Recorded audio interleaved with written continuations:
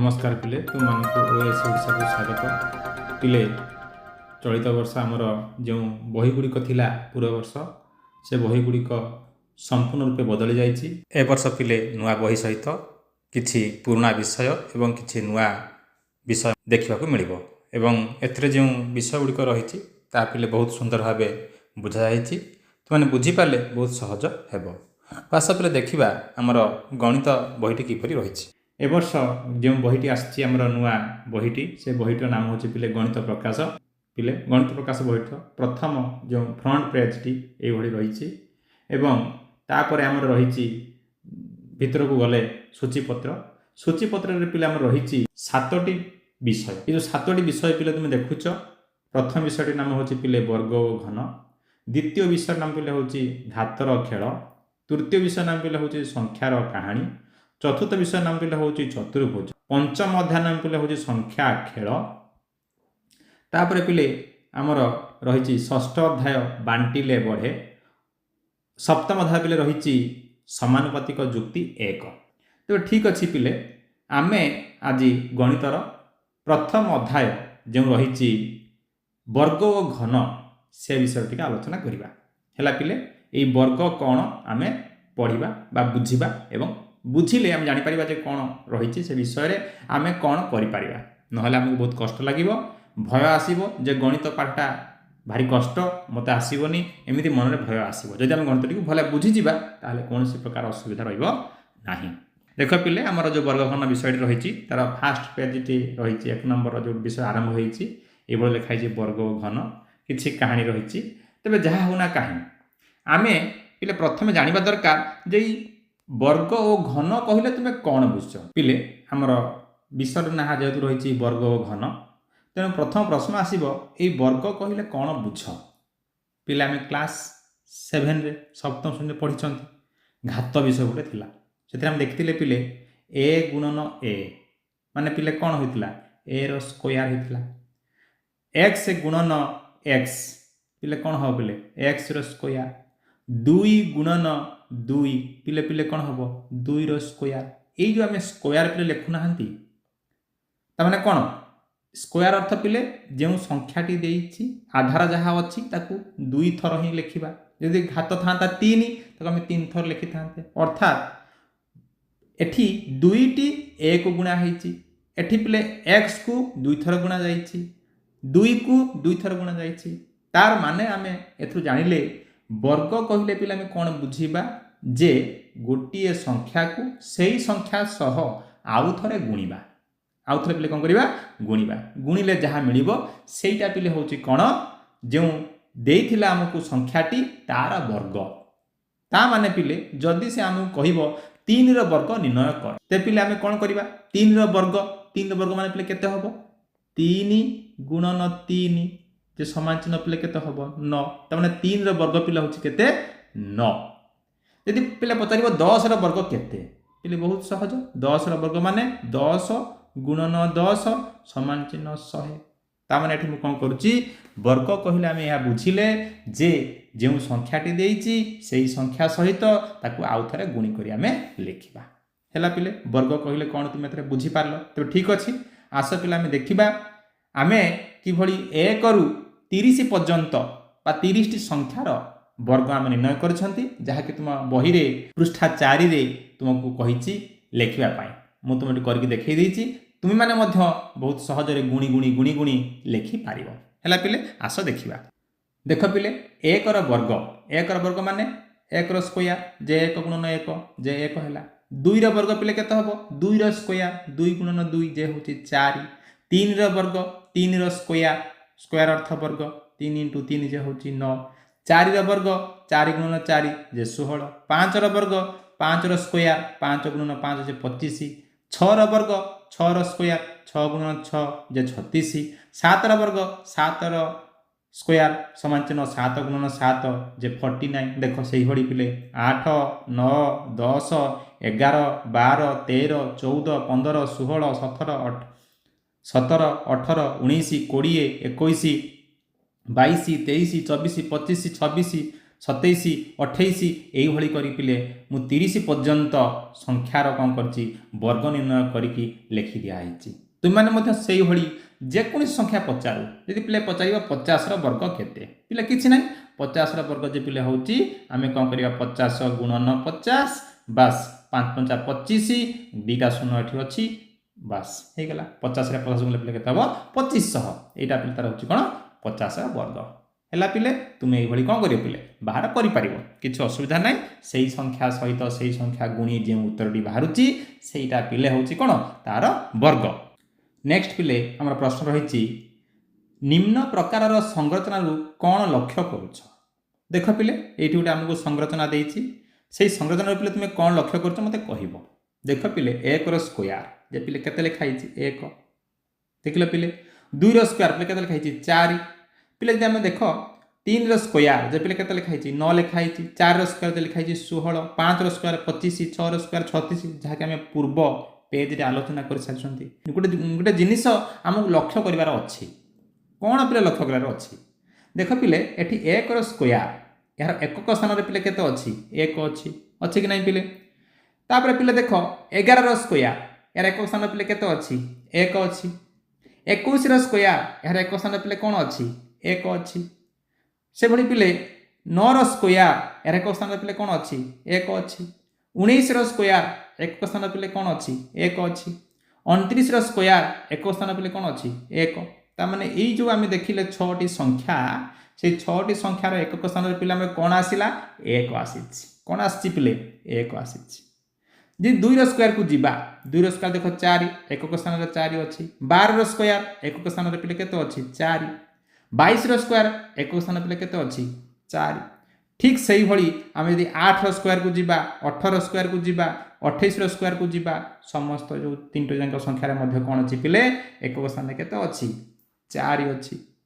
3ର ସ୍କୋୟାରକୁ ଯିବା ଏକକ ସ୍ଥାନ ପିଲେ କେତେ ଅଛି 9, 13ର ସ୍କୋୟାରରେ ଅଛି ଏକକ ସ୍ଥାନରେ 9, 23ର ସ୍କୋୟାରରେ ବି 9 ଅଛି। 7ର ସ୍କୋୟାର ଗଲେ ଯିବା, 17ର ସ୍କୋୟାର ଯିବା, 37ର ସ୍କୋୟାର ଯିବା, ଏକକ ସ୍ଥାନ ପିଲେ କେତେ ଆସିବ 9 ଆସିବ।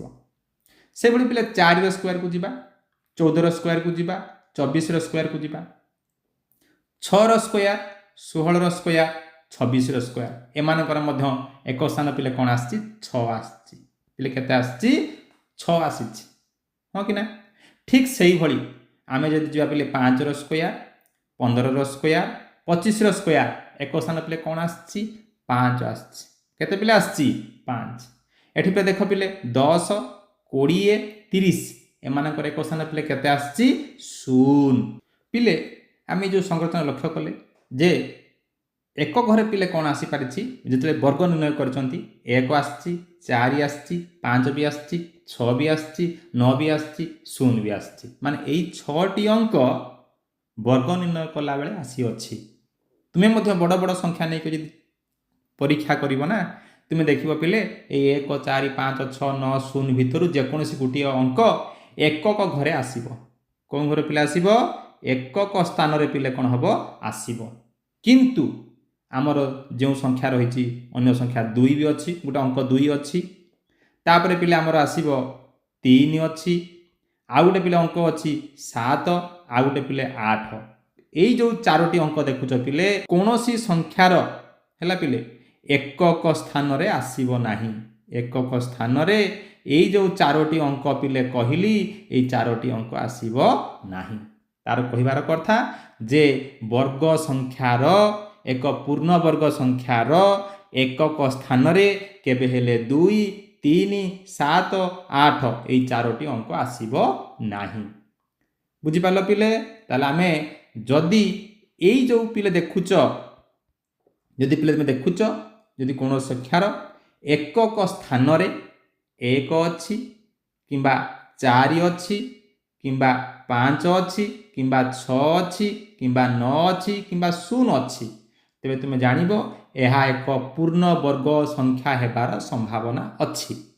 କିନ୍ତୁ ଯଦି ଏଇ ଅଙ୍କକୁ ଛାଡ଼ି ଯଦି ଏଇ ଅଙ୍କ ଗୁଡ଼ିକ ଥିବ ତେବେ ତାହା ଏକ ପୂର୍ଣ୍ଣବର୍ଗ ସଂଖ୍ୟା ହେବ ନାହିଁ ବା ଟୋଟାଲି ହେବ ନାହିଁ, ସମ୍ଭାବନା ଏଠି ପ୍ରଶ୍ନ ଉଠୁ ନାହିଁ। ବୁଝିପାରିଲ ପିଲେ। ଏହି ସଂରଚନାରୁ ଆମେ ଏହି ତଥ୍ୟଟିକୁ ଆମେ ଆହରଣ କଲେ ହେଲା। ନେକ୍ସଟ ଦେଖ ପ୍ରଶ୍ନ 3ରେ କହିଛି ଯେଉଁ ସଂଖ୍ୟାର ଏକକ ଘରେ ବା ଏକକ ସ୍ଥାନରେ 2 3 7 8 ଥାଏ ତାହା ପୂର୍ଣ୍ଣବର୍ଗ ସଂଖ୍ୟା ହେବାର ସମ୍ଭାବନା ଅଛି କି? ପିଲେ ଆମେ ପ୍ରଶ୍ନ 2 ରେ ଆଲୋଚନା କରିସାରିଛନ୍ତି। ଯଦି ଏକକ ସ୍ଥାନରେ 2 3 7 କିମ୍ବା 8 ରହିଛି ଅଙ୍କ, ତେବେ ଏହା କସ୍ମିନ୍ କାଳେ ସମ୍ଭବ ନୁହେଁ ଏକ ପୂର୍ଣ୍ଣବର୍ଗ ସଂଖ୍ୟା ହେବାର। ଅର୍ଥାତ୍ ଯଦି ଲେଖାଯାଇଛି 32, ଏହାର ଏକ ଘରେ ପିଲେ କ'ଣ ଅଛି? 2 ଅଛି, ତେଣୁ ଏହା ଏକ ପୂର୍ଣ୍ଣବର୍ଗ ସଂଖ୍ୟା ହେବାର ସମ୍ଭାବନା ଟୋଟାଲି ହିଁ ନାହିଁ, ଏହା ହେବ ନାହିଁ।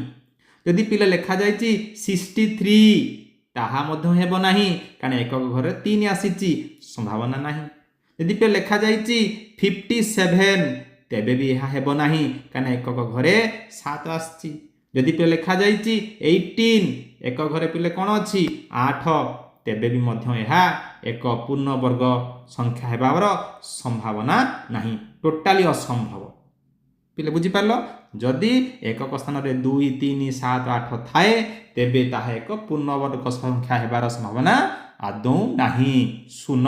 ଅର୍ଥାତ୍ ଯଦି ଏକକ ଘରେ ଏହି ସଂଖ୍ୟା ଗୁଡ଼ିକ ଥିବ ବା ଏହି ଅଙ୍କ ଗୁଡ଼ିକ ଥିବ ତାହେଲେ ତୁମେ ଆଖି ବନ୍ଦ କରି କହିପାରିବ ଯେ ଏହା ଏକ ପୂର୍ଣ୍ଣବର୍ଗ ସଂଖ୍ୟା ନୁହଁ। କିନ୍ତୁ ଯଦି ଏହି 2 3 7 8 ଅଙ୍କକୁ ଛାଡ଼ି ଅନ୍ୟ ଯେଉଁ ଅଙ୍କ ରହିଲା 0 1 4 5 6 9, ଏଇ ଯେଉଁ ଅଙ୍କ ଗୁଡ଼ିକ ରହିଲା, ଯଦି ଏଇ ଅଙ୍କ ଗୁଡ଼ିକ ଥାଏ ତାହେଲେ ତାହା ପୂର୍ଣ୍ଣବର୍ଗ ସଂଖ୍ୟା ହେବାର ସମ୍ଭାବନା ରହିଛି। ହେଇ ନପାରେ କିନ୍ତୁ ସମ୍ଭାବନା ରହିଛି। ନେକ୍ସଟ ପିଲେ କହିଛି ପ୍ରଶ୍ନ ନମ୍ବର 4, ଯେଉଁ ସଂଖ୍ୟାର ଏକକ ଘରେ ବା ଏକକ ସ୍ଥାନରେ 0 1 4 5 6 9 ଥାଏ ତାହା ପୂର୍ଣ୍ଣବର୍ଗ ସଂଖ୍ୟା ହେବାର ସମ୍ଭାବନା ଅଛି କି? ପିଲେ ଆମେ ଅଲରେଡ଼ି ଏଟାକୁ ଆମେ ଡିସ୍କସନ୍ କରିସାରିଲେଣି।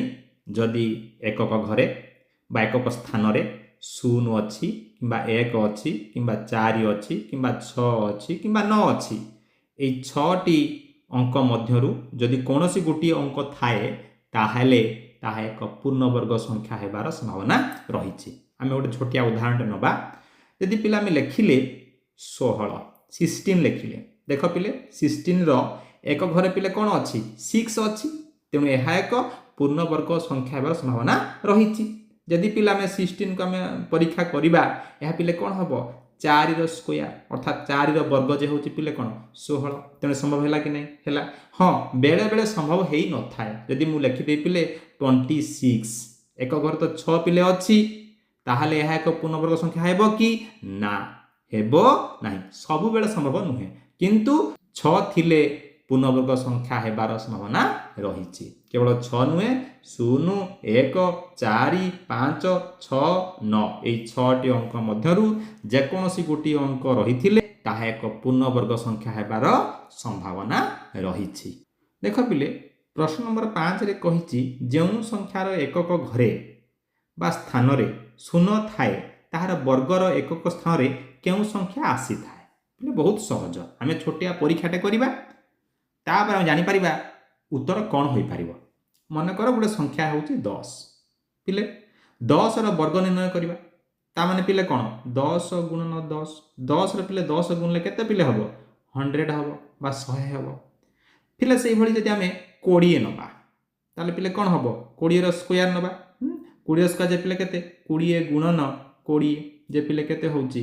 400 ହେଇଯାଉଛି। ଯଦି ପିଲେ ଆମେ 20 ଜାଗାରେ 100 ନେବା, କେତେ ପିଲେ ନେବା? 100, ତେଣୁ 100ର ବର୍ଗ ପିଲେ କେତେ ହେବ? 100 ଗୁଣନ ପିଲେ କେତେ? 100, ତେଣୁ 100ରେ 100 ଗୁଣିଲେ ପିଲେ କେତେ ହେବ? ଦେଖ ପିଲେ 10,000 ହେଇଗଲା। କେତେ ପିଲା ହେଇଗଲା? 10,000। ତେଣୁ ଆମେ ଦେଖିଲେ ଯଦି ଏକକ ଘରେ 0 ରହିଛି ତାହେଲେ ନିଶ୍ଚିତ ରୂପେ ଏହାର ଏକକ ସ୍ଥାନର ଉତ୍ତରରେ ମଧ୍ୟ ପିଲେ କ'ଣ ଆସୁଛି? 0 ଆସୁଛି। ଖାଲି ସେତିକି ନୁହେଁ, ଆଉ ଗୋଟିଏ କଥା ମଧ୍ୟ ଆମେ ଏଠି ଲକ୍ଷ୍ୟ କରିପାରିବା। କ'ଣ ଲକ୍ଷ୍ୟ କରିବା ପିଲେ? ଏଠି ଆମର ଦେଖ ଗୋଟିଏ 0 ଥିଲା, ହଁ କି ନାହିଁ ପିଲେ? ଏଠି ଗୋଟିଏ 0 ଥିଲା, ଏଠି ଗୋଟିଏ 0 ଥିଲା, ଏଠି ପିଲେ କ'ଣ ଥିଲା? 2ଟା 0 ଥିଲା ଏକକ ଘରେ। କିନ୍ତୁ ଯେତେବେଳେ ଆମେ ବର୍ଗ ନିର୍ଣ୍ଣୟ କଲେ, ଦେଖ ପିଲେ ଅଯୁଗ୍ମ ସଂଖ୍ୟକ ଥିଲା, ଏଠି ଆମକୁ ଯୁଗ୍ମ ସଂଖ୍ୟକ ମିଳିଛି। ଗୋଟିଏ ଥିଲା, କେତୋଟି ପିଲେ ମିଳିଛି? 2ଟି 0 ମିଳିଛି। କେତୋଟି 0 ପିଲେ ମିଳିଛି? 2ଟି 0। ଏଠି ମଧ୍ୟ ପିଲେ ଦେଖ ଗୋଟିଏ 0 ଥିଲା, ଏଠି ଆମକୁ 2ଟି 0 ମିଳିଛି। एठी पे देखो दुईटी शून्य थिला अर्थात युग्म संख्यक थिला आमु केतोटी शून्य मिलिला 4टी शून्य मिलिला अर्थात सबु बेले वर्ग संख्यार शून्य निश्चित रूपे पिले कौन हेबो युग्म संख्यक थिबा उचित युग्म संख्यक थिले आमे ताहाकू एक पूर्ण वर्ग संख्या बोली कहि पारिबा जदि अयुग्म संख्यक अछि अर्थात आमे कहिबा 1001 पूर्ण वर्ग संख्या हेबो कि ना हेबो नाही शून्य अछि संभावना थिला किंतु हेला नाही कारण एहार जो शून्य गुड़िक अच्छी शेष पटे डाहाण पटे अयुग्म संख्यक अच्छी युग्म संख्यक थिले आमे कौन पूर्ण वर्ग संख्या हेबारे मध्य संभावना अच्छी बोली कहि पारि थान्ते तेणु आम जानिले जदि एकक स्थान रे बा एकक घरे शून्य अच्छी ताहाले आमर वर्ग संख्यार शून्य आसीबो एवं एई शून्य पिले कौन हबो जेतोटी शून्य थिबो से ताहार 2 गुणा शून्य आसी नेक्स्ट पिले प्रश्न नंबर 6 रे कहिछि एकक स्थान रे केउ अंक थिले ताहार वर्गर एकक घरे 1 आसीबो पिले बहुत सहज कहला एकक स्थान रे केउ अंक थिले तार वर्गर एक घरे 1 आसीबो माने आमे एमिति गुटे संख्या कहबा तार वर्ग निर्णय कले तार एकक स्थान रे पिले कोन आसीबो 1 आसीबो पिले जानि चंती 1 जदि आमे 1 रे पिले 1 गुणुचंती पिले केते आसीबो 1 आसीबो आउ जदि पिले 9 रे 9 गुणिबा ताहले पिले कोन आसीबो 81 माने 1 ही आसीबो तेनो एथरा आमे स्पष्ट होई गले एवं पूर्व पेज रे आमे मध्ये आलोचना कर सारिछंती जे 1 एवं 9 एपर दुईटी संख्या जदि ताहा एक घर थाए बा एकक स्थान रे थाए ताहले पिले कोन सेमानकर वर्ग हेले एकक घरे मध्ये पिले कोन आसीबो 1 आसीबो देखो पिले छोटिया उदाहरणटा आमे जदि आमे लिखिबा 11 रो वर्ग तामाने 11 रो स्क्वायर 11 गुणन 11 जे पिले केते हबो 121 देखो पिले एकक स्थान पिले कोन आसिला 1 आसिला जदि आमे नबा पिले 19 नेले 19 रो स्क्वायर जे पिले केते हबो 361 देखो पिले एक घरे पिले कोन आसिला 1 आसिला तेने ई प्रश्न उत्तर पिले कोन हेबो उत्तर हेबो 1 आउ 9 जदि एकक स्थान रे 1 किंबा 9 अछि ताहले तार वर्ग एक घरे पिले कोन आसीबो 1 आसीबो बहुत सुंदर पिले नेक्स्ट हमर रहिछि प्रश्न 7 पर मु आउथरे पुनी कहि दउछि पिले सबले पिले चेष्टा करथु बुझिबा पई बुझी गले ना प्रश्नर उत्तर बहुत सुंदर लागिबो एवं करिया पई खुशी लागिबो जेमिति कि पिले कंचा आंब आ पाचिला आंब पाची गला पर मिठा हरी भल लागे कि नहीं ठीक से भलिया पाठटा जदि भला बुझी जीवो ना तुम बहुत सुंदर लागिबो किंतु बुझी नथिले भारी कष्ट हेबो आ गणित प्रति जो भयटा अछि ता पिले कोन हबो बुझी गले भय दूर होई जी संख्यार एकक घरे 4 किंबा 6 थिले कोन हेबो बहुत सहज पिले एई भली प्रश्न मध्ये तुम बहिरे अछि पृष्ठ नंबर 5 मु लास्ट किछ तुम प्रश्न देबी तुम से प्रश्न को उत्तर मध्ये निजे घरे करिवो संख्यार एक घरे 4 अछि आमे गोटे छोट उदाहरण नबा 14 एक घरे पिले कोन अछि 4 अछि तार पिले वर्ग निर्णय करिबा ता माने 14 रो स्क्वायर ता माने 14 गुणन 14 पिले केते हबो 196 एक घरे पिले कोन आसिला 6 आसिला ठीक से भली पिले 6 लेखा हिची आमे नबा 16 तुमे मध्ये 26 नै पारो 36 नै पारो खाली भी 6 नै पारो किछ असुविधा नाही 16 रो वर्ग जे पिले केते हबो 16 into 16 जे पिले केते हला 256 ता माने एठी पिले एक घरे एठी पिले केते आछि 6 ता माने प्रश्न उत्तर पिले कोन हबो यदि संख्यार एकक घरे 4 किंबा 6 अछि ताहले पिले कोन हबो एकक घरे 6 ही आछि नेक्स्ट पिले हमर 8 नंबर रहिछि संख्यार एकक घरे 5 थिले कोन हेबो एटा मध्ये भी आलोचना कर सचंती एटा को आमे रिपीट करछन बारंबार टिके पुनरालोचना कर देले बहुत सुंदर लागिवो उत्तर मध्ये संगे संगे मन रहि जिवो 7 नंबर भली आमे कोन करिया पिले संख्यार एक घरे 5 थिले 5 रखि कर देखिबा कोन होछि 15 एक घरे पिले केते अछि 5 अछि 15 रो स्क्वायर जे पिले केते हबो 15 गुणन 15 जे पिले केते हबो 225 आमे 15 को छाडी देबा 15 नै कि 25 ननाते आमे देखिबा 25 रो स्क्वायर जे पिले केते हबो 25 गुणन 25 जे पिले केते हला 625 ता माने कोन एक घरे 5 जदी अछि ना ताहाले वर्ग कले एक घरे पिले कोन आसीबो 5 केते पिले आसीबो 5 ଆସିବ। ତାପରେ ପିଲେ ମୁଁ ତୁମକୁ କିଛି ପ୍ରଶ୍ନ ଦେଉଛି, ଏହି ପ୍ରଶ୍ନଗୁଡ଼ିକ ଉତ୍ତର ନିଜେ ଘରେ କରିବାକୁ ଚେଷ୍ଟା କରିବ। ହେଲା ପିଲେ, ଧନ୍ୟବାଦ। ଆଉ ମୁଁ ଆଶା କରିବି ଯେ ତୁମକୁ ଆଜିର ଏହି ଭିଡ଼ିଓଟି ଯେଉଁ ଆଲୋଚନା କଲି ତୁମ ପସନ୍ଦ ହୋଇଥିବ। ତୁମେ ଦେଖିବା ସହିତ ତୁମ ସାଙ୍ଗସାଥି ସହିତ ସେୟାର କରିବ। ସବୁବେଳେ ଚେଷ୍ଟା କରୁଥିବ ଯାହା ପଢ଼ା ହେଉଛି ତାକୁ ଟିକେ ଭଲ ଭାବେ ବୁଝିବା ପାଇଁ। ବୁଝିଗଲେ ରସଗୋଲା ଭଳି ଲାଗିବ, ନଚେତ ତୁମକୁ ବହୁତ କଷ୍ଟ ଲାଗିବ ଏବଂ ଗଣିତ ପ୍ରତି ଯେଉଁ ଭୟ ରହିଛି ନା, ସେଟା ଆହୁରି ବଢ଼ି ବଢ଼ି ଯିବ। ଧନ୍ୟବାଦ।